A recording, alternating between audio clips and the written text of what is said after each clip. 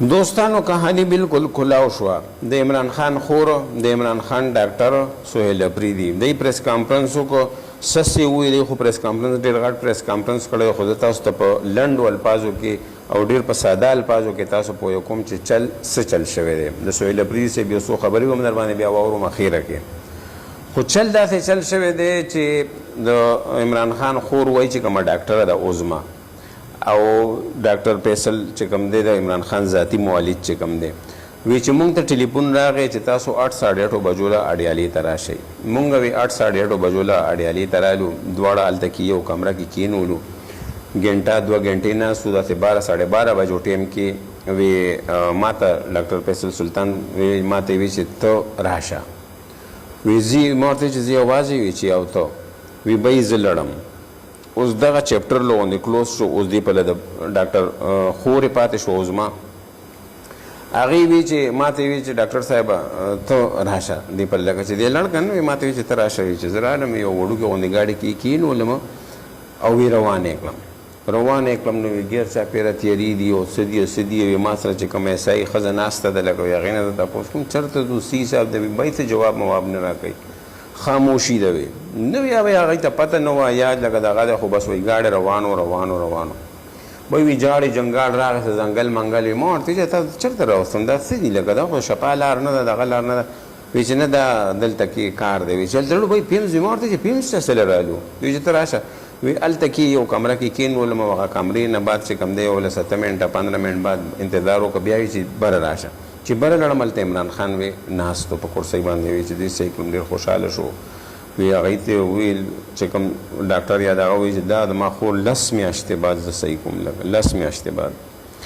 خیر وی هلته کې کېناستو وي ما ورته ویل چې وروړې بس غم وکړو دا خو دی ته راوستی په غلطۍ کې نو د سپریم کورټ اډر دا دی چې شفا انټرنیشنل ته به تا مونږ شفټ کوو او انتظامات هلته کې مکمل شوي دي اوس ته مکمل چیک اپ کېږي مکمل ټیسټونه به کېږي مکمل وی ډېر خوشحاله شو ښه شفا ته به ځو نو او ما ورته چې سپریم کورټ اډر دا دی لکه 3 ججیانو اډر دغه کړی دی چې کوم وکیل دی بنډاري هغه ډېر محنت کړی دی وی چې او بنډاري خو لکه ډېر زبردست دغه دی د سہیل افریدي صاحب حوالې سره د خیر خو وی لکه هلته کې ما ته وی چې یاره دی ما سره ډېر زیات ظلم کوي ما سره ډېر زیاتې کوي او زما بلډ پریشر چېرته د 120 او دغه نه اوچت شوی نه دی خو چل داسې دی چې دی هغه انزایټي ډاکټران انزایټي لکه مطلب دا دی چې د انسانانو هغه کنیکشن ورسره کټ شوی دی نو لکه سړی هغه ډپریشن کې سړی انزایټي کې سړی په هغه غوسه کې دغه کې نو په دغه وجه باندې بلډ پریشر چې کوم دی نو اوچتېږي لکه که نه نو وی عمران خان وی چې زما په سر باندې درد دي او داسې درد دي چې لکه زه چغې ووم او څوک بهر راځي هم نه او دغه کېږي هم نه او لکه دی ما لکه د مصر هغه صدر مورتي چې اون لید ما سره جوړه کار کوي او دغه کوي را سره که نه ما ورته چې الله به خیر کړي خیر دی مونږ دلته نه دا شفا ته به ځو هلته کې چې کوم دی نو مکمل چیکپ به کېږي او چې څه چل دی څه چل نه دی مکمل ټیسټونه به کېږي وی خوشحاله وي چې صحیح ده وی بی بیا چې کوم دی نو وی راځئ وی روان شو نو بد بی وی زی جدا ګاډي کې کېنولم او د عمران خان نه بیا زه خبر نه شوم او لکه وی مطلب دا دی چې وی زی اډیالي پله راوستم وی چې وی زه اډیالي پله څنګه وی کوزېدم لکه منګونو ټیم دغه نو بل چې څنګه راکوزه شوم وی کتل نو ډاکټر فیصل چې کوم دی د عمران خان معالج نو هغه د بل ګاډي نه راکوزېده وی ما ورته چې تی چېرته غیب کړی وی ما وی جوړتي اغوا کړی نو هغه بیا خپله کهاني وکړه هغه وی زه ته ما ته وی چې راشه نو وی ځیم یو ګاډي کې کېنولم نو وی بوتلم نو وی شفا انټرنیشنل ته نو وی هلته کې کېنولم چې بس دلته کې کېنه نو ما څنګه ما وی چې بس دلته اډر شوی ده کېدای شي عمران خان ګنټه نیمه کې څه وجه جما 3-4 غنټې وي دغه کړو چې یاره صاحب هغه خو پروګرام څه بدل غوندې دی او لکه مطلب دا دی چې راتلی نه شي او دغه راته چللی چې واپس راځي چې ځو بس وی واپس راوستم دلته کې کېنولم لکه نو د سپریم کورټ د اډر مطابق دغه ذاتي معالج او دغه خورې په علاج دوران کې ورسره نه ده منله شوې دغه خبره او لکه مطلب دا دی چې شفا انټرنیشنل ته ولیږئ نه ده منلې لکه اوس د سہیل افریدي صاحب یو څو خبرې تاسو واورئ ډېر دبنګ تقریر یې کړی دی او ډېر مزېدار وایي چې دا ججیان صاحبان لکه اډر وکړو او لکه دا څنګه ګوره دا دی هغه سترګې تورول ني هغه سترګې چې تورئ خلک نو اکه کار یې کړی دی لکه بس د سپریم کورټ اډر ومنو نه منو به چې تاسو ویلو چې مونږ هغه وکړو هغوی ورته وي تر 16 سپتمبر چوټیانو نه بعد به مونږ له راپورټ راکوي چې لکه اوسې کنډیشن د عمران خان څنګه دی د هغې نه بعد به لکه مونږ څه فیصله کوو چې څه وکړو او چې کم پارټۍ ته لکه کم کس ته څه اعتراض یې هغه به راځي او سپریم کورټ کې به خپل اډر پیش کوي چې ما ته دا اعتراض دی یو بل ته بس اخوا دې خوا هغه نه کوي وہ بس بھائی میں دہی سے کم دست سے لپریدی سے بول رہی ہو سو خبر آرڈر کو کل ردی کی ٹوکری میں ایک دفعہ پھر پھینکا گیا. میں بار بار یہی ایک بات کہہ رہا ہوں کہ عوام کی امید عدلیہ سے ہے. اگر عدلیہ ہی انصاف نہیں کرے گی, عدلیہ ہی اپنے فیصلے امپلیمنٹ نہیں کرے گی, تو پھر عوام کس طرف جائے گی؟ اور عمران خان صاحب تو کوئی چھوٹا انسان نہیں ہے, وہ پاکستان کا سب سے مقبول ترین لیڈر ہے. اس کی جماعت پاکستان کی سب سے بڑی سیاسی جماعت ہے. اگر عمران خان صاحب کے ساتھ ایسا سلوک کیا جا رہا ہے تو پھر عام پاکستانی کی حیثیت کیا رہ جاتی ہے؟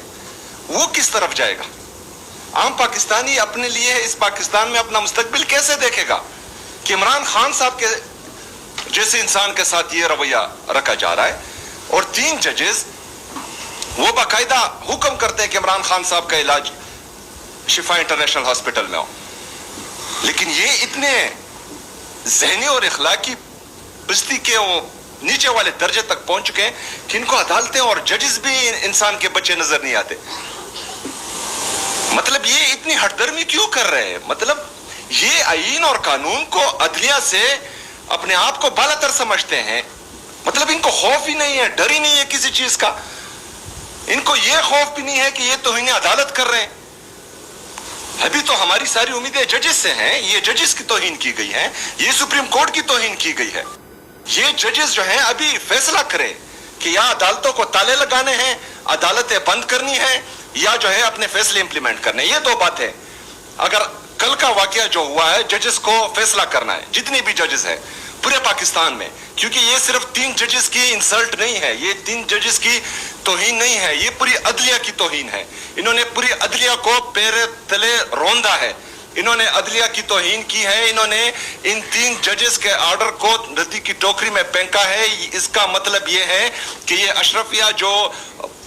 جنہوں نے عمران خان صاحب کو اغوا کر کے جیل میں ڈالا ہے, یہ آئین اور قانون سے بالا تر ہے. نہ یہ عدلیہ مانتے ہیں, نہ ججز مانتے ہیں, نہ پاکستان کا آئین مانتے ہیں, نہ قانون مانتے ہیں. ابھی ان ججز نے فیصلہ کرنا ہے.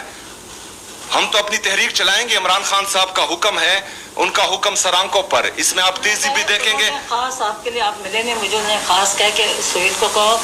اس کو تیز کر دے. انشاءاللہ یہ پہلے سے زیادہ تیز ہوگا. کل میں انشاءاللہ تعالی ہنگو جا رہا ہوں, پرسوں بنیر جا رہا ہوں, اور اس طرح پورے پاکستان میں جاؤں گا. یار یہ میری ایک بات میں جواب دیتا ہوں. یہ آپ غلط بات کر رہے ہیں. انہوں نے عدلیہ کی توہین کی, انہوں نے ججز کے آرڈر کو ردی کی ٹوکری میں پھینک دیا, اور آپ جو ہیں آج اس طرح کی باتیں کریں, یہ تو نا انصافی ہے یار. دیکھیں نہیں انہوں نے غلط کیا ہے. ان کے غلط کا جو ہے یہ عوام کو سامنے بتا رہی ہے, اب پورے عوام کو بتا رہی ہے, ججز کو بتا رہی ہے کہ وہ کیا کر رہے ہیں. تو یہ تو بتائیں گے. وہاں پر پاکستان تحریک انصاف کا نہ کوئی کارکن تھا, اور نہ ہی پاکستان تحریک انصاف کی طرف سے ایسی کوئی ہدایت دی گئی تھی. دوستانو عمران خان وی ویلی چې سهیل اپریدي خپل دغه تیز کي نو انشاءالله تیزه به سبا خري هنګو ته ځم, بل ورځ بونیر ته ځم, سټریټ موومنټ دی, او چې مخکې مې د 20 لک خلکو ویلو نو دا پرې به ډبلي لکه چې دا کم کردار وشو, دا کم کار وشو, دا دوی چې څه وکړل اوس به ډبلي وایي. نو ګورو چې څه کېږي. الله تعالی دې خیله ورولي, خو یو هلچل یو ګرمګرمایي شروع شوې ده, او ته په خدای تعالی یقین وکړه د عوامو چا سره هم فکري د عوامو چا سره فکر نشته. خپل دغه کې نښتې دي هلکه, او دی وردن نه کوي, او دی راوباسي, او د باندې دا کیس جوړ کوي, او دی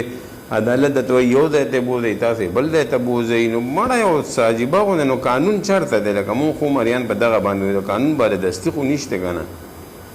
نو بس بیا خو سهیل اپریدي صاحب خبره چې د عدالتونو د تالي ولګوي, لکه دا څه دي بیا؟ لکه مطلب دا دی چې د عوام نه ټیکس د پیسو څو خبره نه مني. لکه د هغوی دی به صرف عدالت له سترګې تورې کړي چې یو تاسو اډر کړو, اوس اډر هغه د شفا کړی دی, دی به ورته پیمس ته تنواریان به شو. نو بس الله تعالی دې رحم وکړي زمونږ په دې وطن باندې. غریب سړی پکې غرقېږي, مړه دی خلکو له څه نشته. مونږ خلکو ته وایي دی له نوره څه طریقه نه راځي, لکه چل څه چلي, انویسټمنټ بهر نه راځي, کمپنیانې نه راځي, چې دلته کپنیانې راځي او پایه شروع شي مزدور پکې لګي هر څه پکې لګي د خلکو جیب ته پیسه میسه راځي اکه شی ولاړ دی صرف دا چلې زده کړی دی ګیس ګران کا بجلی ګرانه کا پټرول ګران کا ډیزل ګران کا دغه طریقه دی حکومت دا موجوده چې کم دن وردي او چلونه هم دا چلونه کوي چې دا نه د عدالت اډر مني او بس صرف هغه سترګې تورئ چې ګنې او مونږ ومنو سبا چې دغه شوي مونږ خو صاحب منلی دی لکه مونږ خو منلی دی نو لکه اوس منلی خو دی خو داسې خو دی ونه منه که نه خو د دوی شفاعت یې بوځ او لکه بیا به مونږ ته راپورټ دغه کوي د هسپتال نه به راپورټ راړي ته به حکومت نه به راپورټ راړي چې دا ډاکټرانو راپورټ دی او جي بالکل پیټ دی نو که بیا یې ډیالۍ ته بوځئ نو پوهېږئ تر 16 سپتمبر چوټیانو نه بعد دی پیټیشن هم دایر کا هغه یې ورله ریجیکټ کړه بیا یې داخل کړو چې ګنې صاحب دی نه راځي انو لکه هغه پیټیشن انټرټین نه کاغی چې دوی کوم درخواست ورکړو چې ګنې نظرثاني دې وکړی شي انو به دوی خپل کردار دغه شانتې وکړو دا پخلی وي چې سرکاري هسپتال ته بوځو لکه او پرایویټ هسپتال ته نه بوځو نواز شریف صاحب خیر ده که لندن ته تللی دی هغه خیر دی لکه هغه باندې جنډه ولاړه ده خو لکه دی باندې ځي بس د ځان خیال ساتئ الله دې رحم وکړي نو څه وکړو لکه څه پکې کولی شو نه نو بس دغه وینا ده زمونږ او دغه کوو دا دی تاسو هم وینئ مونږ هم ګورو دنیا هم ګوري والسلام